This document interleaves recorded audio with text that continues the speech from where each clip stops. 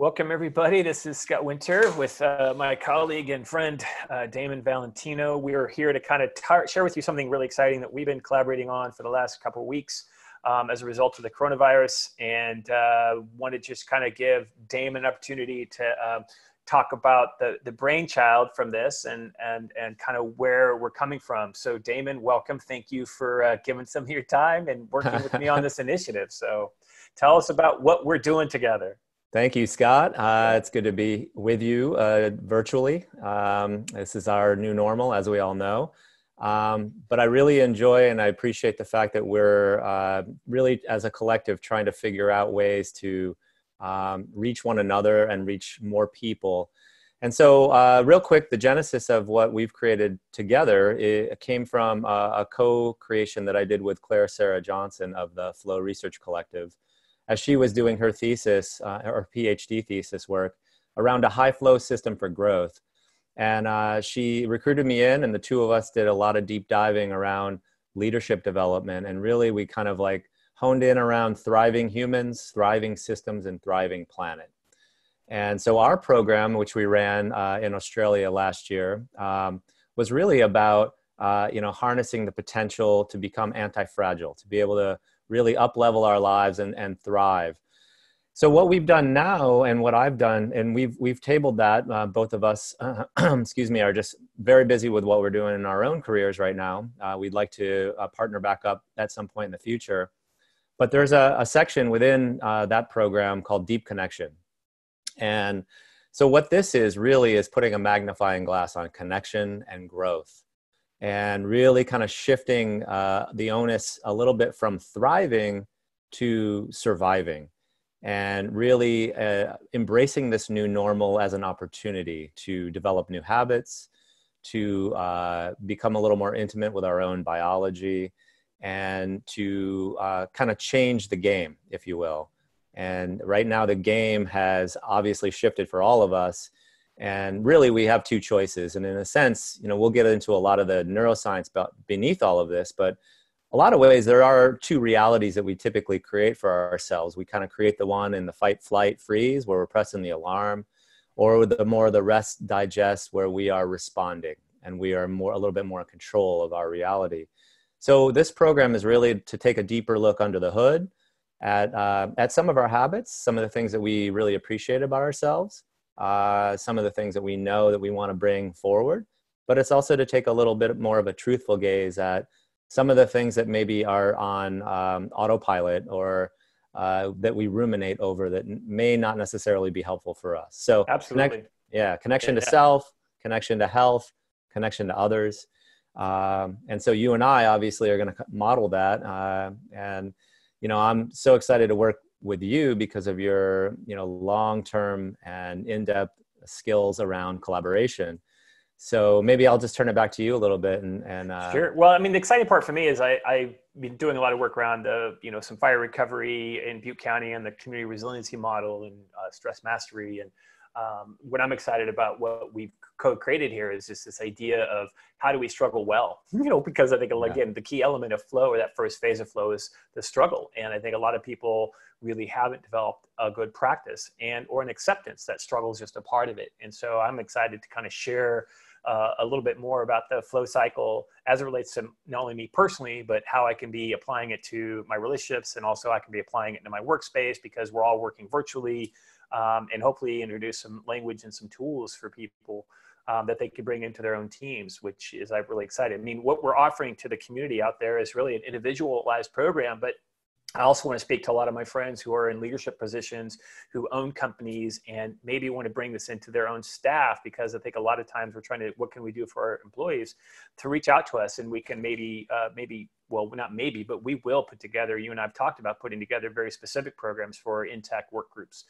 Because again, I think if we're learning some skills, I just got off a call with a client just a few minutes ago, about, kind of the new normal and helping them as a collective and doing team stuff virtually, because there are no more retreats right now. There aren't things. So this could also be kind of a retreat experience as well. So I'm just excited for getting this first one out there, and hopefully, not hopefully, but look forward to seeing the community that is built around this first initiative, because I think we've designed an amazing program. So. I couldn't agree with you more. And I'm so excited as well to share this with the community. Something you said really struck, and I was on a call recently that Stephen Kotler and Dr. Andrew Huberman and Rich Divany, former Navy SEAL, were bantering around this topic. And one of the things that really struck me was the idea about flow. Often, the vernacular is around peak performance, and the way they were describing it was more about optimal performance. Mm-hmm. And what does optimal mean? Right now, it means what's the step in front of me? It's not necessarily the high flying, triple back summy. It's a lot of times it's like, can I mindfully go into the kitchen and make a cup of coffee? Exactly. Right? Can I be right here?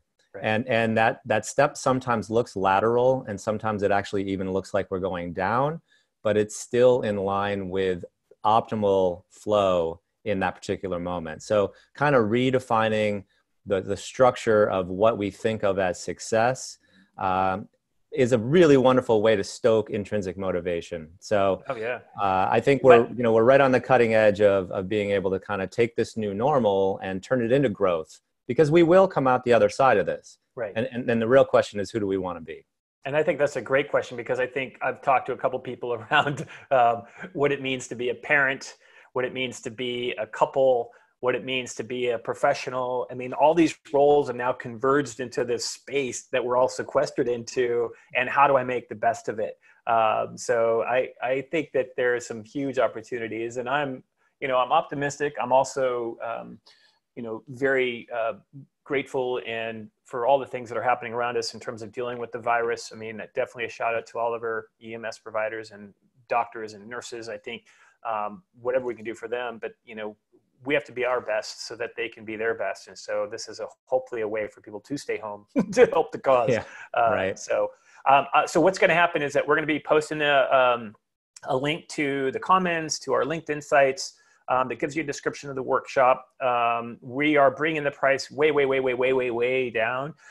This is typically a much more expensive course, but we really want to make it affordable to the communities, to the individuals, and to the companies that want to maybe do something for their employees that help them be better and grow through this experience. To your point, that word growth is really, we talk about post-traumatic stress, but I think it's really about this idea of post-traumatic growth, that we can develop a practice that's going to be better, that we're going to be better at the end of this experience. So I'm definitely so looking forward to collaborating with you on this project and sharing it with the community. But when you get it, if you have any questions, feel free to reach out to myself or to Damon specifically, and we'll answer any questions that you guys have. So Damon, anything else? I just kind of want to end with maybe a little more philosophical thought, and that is that we're all in this together. This program isn't necessarily going to be the top 10 tips that you need to do, right? This is a collaboration. It's an exploration. It's experimentation. We're going to be bringing experts in from a lot of different fields, and we are going to be suggesting as curators, different choices and options for you. That said, we do really want to encourage you to do your push-ups. This is going to be, these will be things that you can accomplish on a day-to-day basis. We'll be there every step of the way. We'll be doing them as well. So I want to just explain, as you say that, before we wrap up, I mean, basically the design is on Monday, April 6th is really the kickoff. We all know that we're going to be in this space for another few weeks. But on Mondays, 9 a.m. Pacific Standard Time, noon on Eastern, we're going to be doing an hour webinar. And then on Fridays, we're going to do a happy hour check-in. And so we'll do the 5 p.m. Eastern on Fridays. And because we all have that saying, it's 5 o'clock somewhere, 2 p.m. for the Pacific Coast folks, where we can toast our accomplishments and give you kind of the roadmap to we want to kind of bookend each week with kind of the assignment, kind of the content that we're talking about, and then how did we experience that together in our community, maybe even throw some breakout rooms within the context of Zoom. And then we'll be feeding you kind of a daily 2 to 3 minute kind of teaser or test or challenge that's going to help you continue to grow and develop some new muscles around how you're going to be different at the end of the 30 days. But to your point, to be optimal. So was there anything else that I'm missing on that piece? I know that that's how we've kind of designed it. Yeah, no, that's the basic structure. We wanted to, that's a key word, structure. Right now when that's been completely upended, we wanted to structure it in a way that felt familiar. Monday morning, Friday happy hour, the morning to-do list, and just really, we know very well through our research, Scott and I, that is, that feedback loops are very helpful, and for us, and accountability. So if we can be hearing this message, if we can start to kind of wire the things that we're starting to kind of habituate, we're going to gain a little bit of that momentum, and we can see this program exponentially unfolding. Hey, look, 30 days later, who do you want to be, right? I mean, we have an opportunity right now not to deny the reality of the intensity, seriousness, fear, anxiety, but to explore and embrace some of the opportunities around connecting deeper, on a deeper level, and growing, so that when we kind of survive this, then we can kind of take that first step out of here in a little bit more of a thrive type of fashion.